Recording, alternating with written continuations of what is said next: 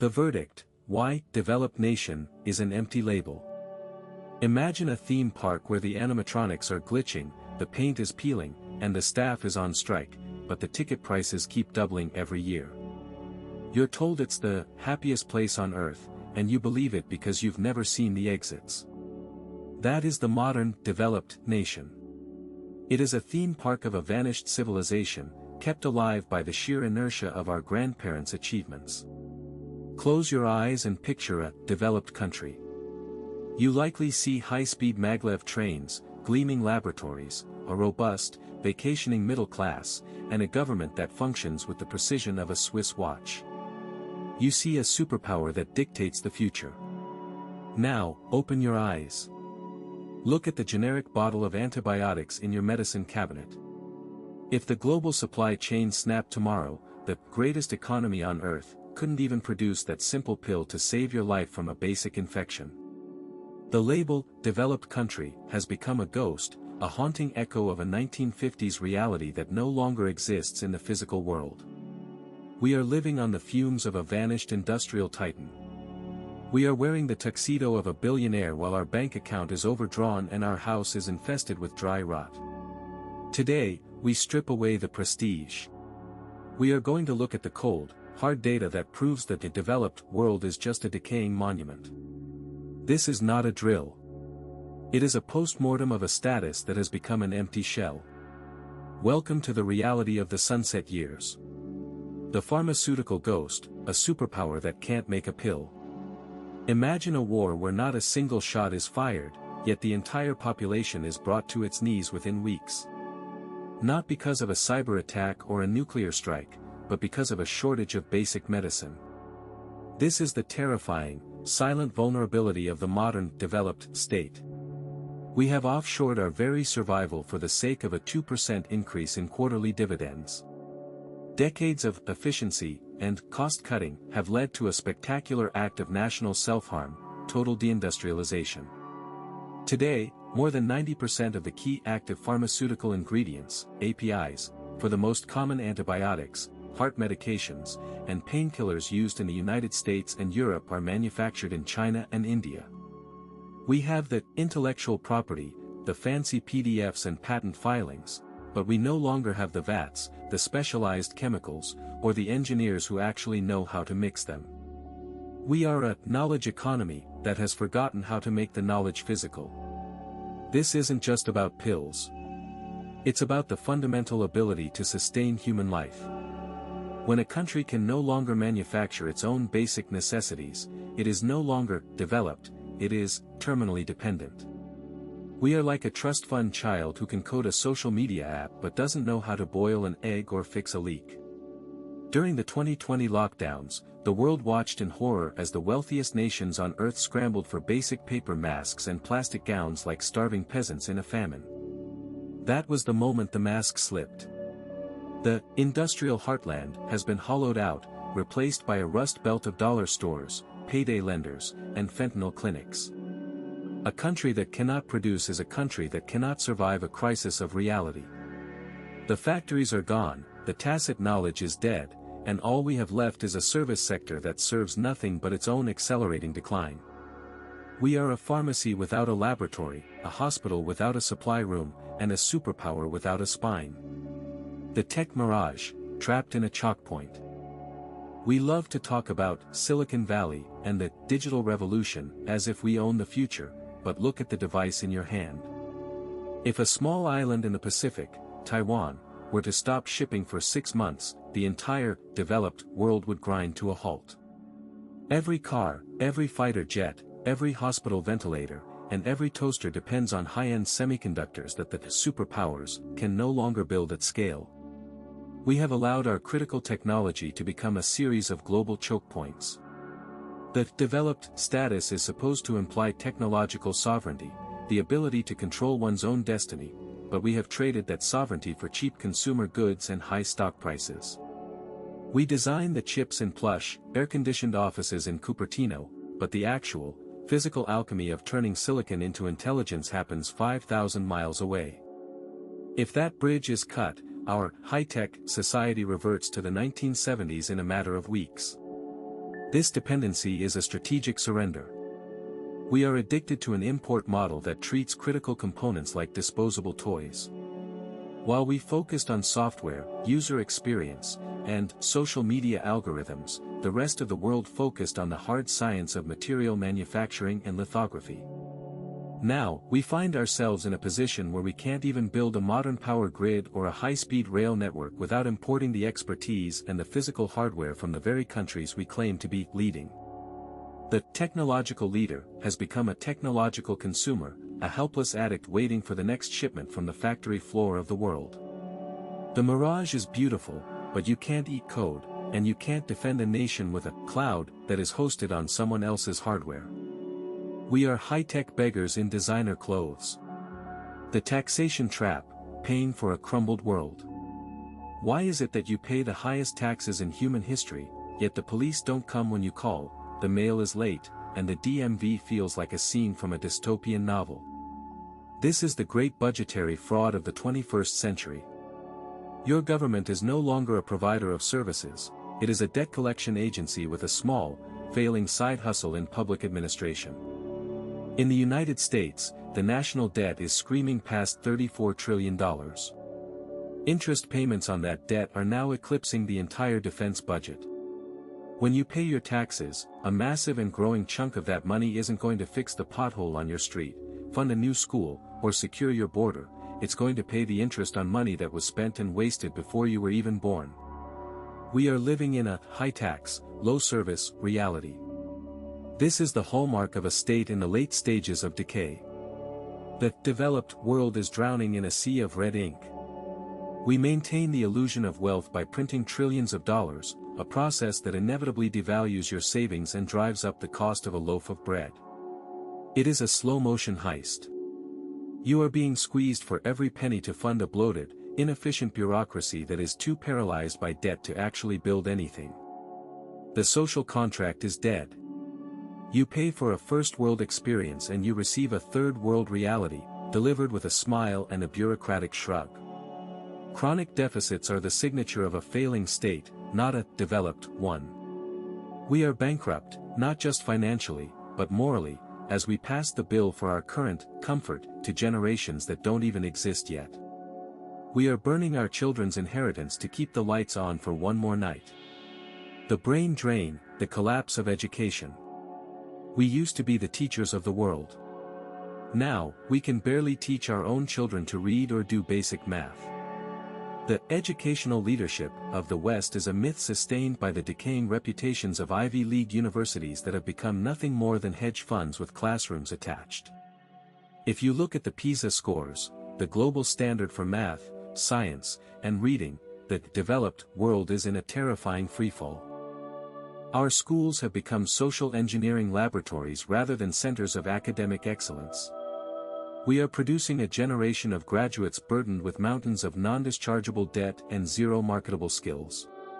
While students in the developing world are mastering advanced calculus, industrial chemistry, and structural engineering, our students are taught how to navigate identity politics and emotional safety.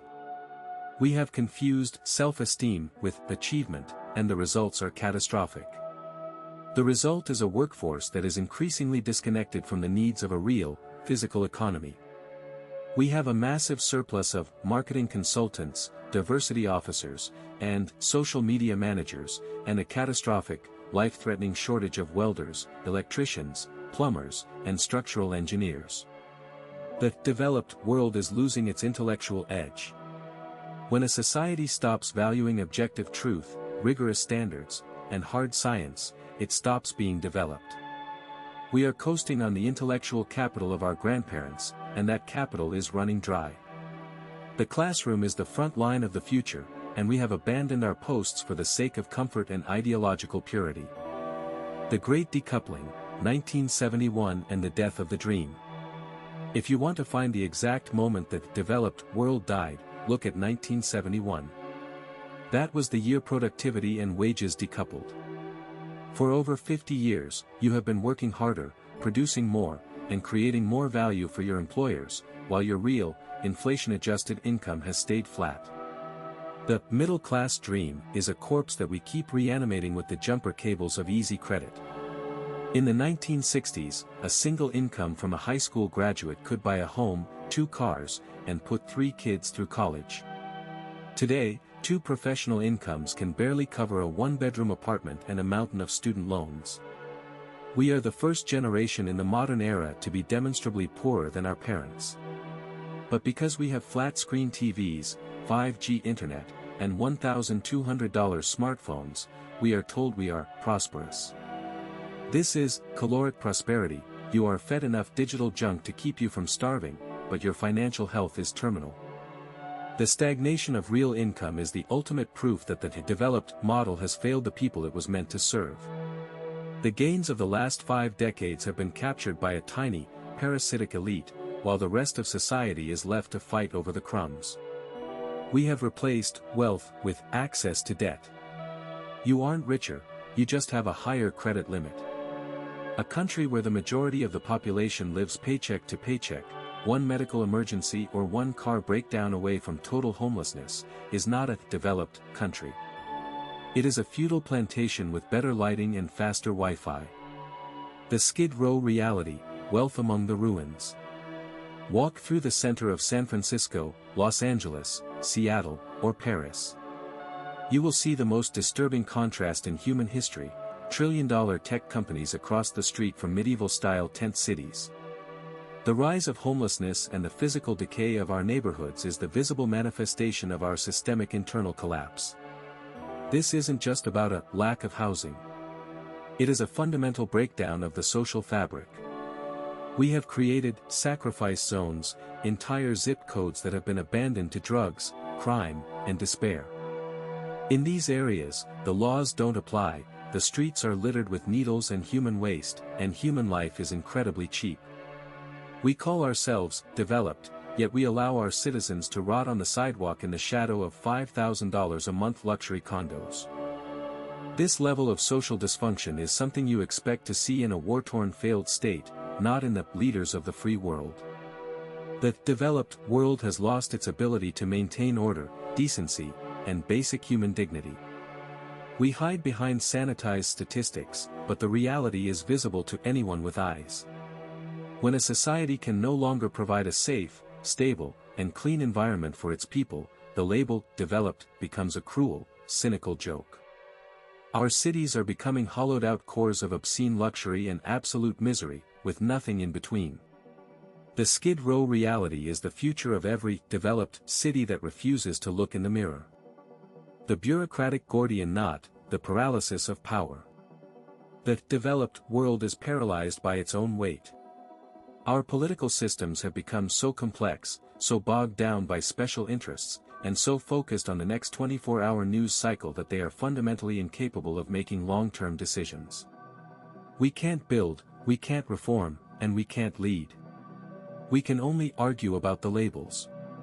In the 1930s, the US could build the Hoover Dam in 5 years. Today, it takes 10 years just to get the environmental permits and community feedback sessions to add a bike lane to a bridge. We have regulated ourselves into a state of permanent stagnation. Every project is met with a wall of lawsuits, NIMBYism, and bureaucratic red tape.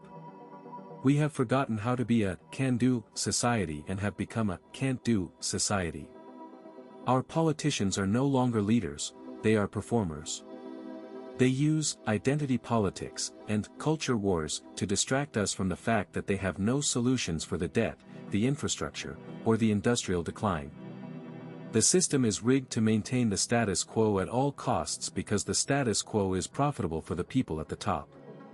This is political inertia, the slow, grinding movement of a machine that has run out of oil but refuses to stop until it catches fire. A developed nation needs a functioning brain, but our political system is in a persistent vegetative state, kept alive by the life support of propaganda and fear-mongering. The rusting skeleton, the death of the grand project. Where are our cathedrals? Where are our Apollo programs? The developed world has stopped building for the future. We have become a civilization of maintenance, and we aren't even doing that well. Our grand infrastructure is a rusting skeleton of a more ambitious, more courageous past. While countries like China build thousands of miles of high-speed rail and massive new ports every year, we struggle to fix a single pothole. Our airports are outdated relics, our bridges are structurally deficient, and our electrical grid is a patchwork of early 20th century technology held together with duct tape and prayers. We have lost the grand vision that once defined us. This lack of infrastructure investment is a clear sign of a civilization in its final decline. We are no longer interested in the great project. We are only interested in the great payout. We spend our precious resources on social transfers and interest on debt, leaving nothing for the physical foundation of the future.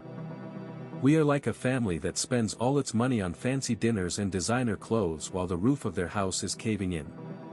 The developed label implies a society that is constantly improving its physical environment. We are doing the opposite. We are decaying in place, surrounded by the rotting monuments of our ancestors' greatness. The demographic winter, the graying of the ghost. Finally, we come to the most inevitable, unstoppable force of all, biology. The developed world is old. We have stopped having children, and our populations are shrinking and graying at an unprecedented rate. We are facing a demographic winter that will freeze our economies and shatter our social safety nets. A developed country requires a young, vibrant, risk-taking workforce to innovate, build, and support the elderly. Our fertility rates are well below replacement level across the board. We try to solve this with mass immigration, but without a strong culture of integration and industrial production, this often leads to social friction and the further erosion of national identity without solving the underlying economic decay. We are becoming a society of retirees. Who is going to pay for the pensions? Who is going to staff the hospitals? Who is going to invent the next breakthrough? In an aging society, the focus shifts from growth to survival. Innovation dies. Risk-taking vanishes. The developed world is becoming a giant, high-end nursing home, focused on stability and safety, while the rest of the world is young, hungry, and ready to take our place. You can't be a superpower if you're in a wheelchair. The demographic winter is the final chill that will put the developed myth to rest for good. The final verdict, the inertia of the past. We have reached the end of the script. The label, developed country, is no longer a description of the present, it is a memory of the past. We are coasting on inertia. We have the prestige, the fancy buildings, and the powerful military, but the core, the industrial and moral center, is gone. We are a hollowed-out shell, pretending to be the giants we once were.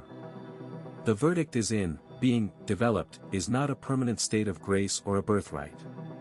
It is a status that must be earned every single day through production, education, innovation, and social cohesion. We have stopped doing the work. We have offshored our industries, debased our currency, neglected our children, and allowed our cities to fall into ruin while we stared at our screens. We are living in a post-developed world. The scenery is still standing, but the power has been cut. The sooner we admit that the label is empty, the sooner we can stop pretending and start the agonizing, multi-generational work of rebuilding. That would require honesty, and honesty is the one resource we have completely run out of. The sunset is beautiful, but do not mistake it for a new dawn. The developed world is over. We are just waiting for the lights to go out. This was the verdict, economy. Subscribe if you are ready to face the reality of the decline without the comfort of the lies. The truth is heavy, but it's the only thing that's real. Stay in reality.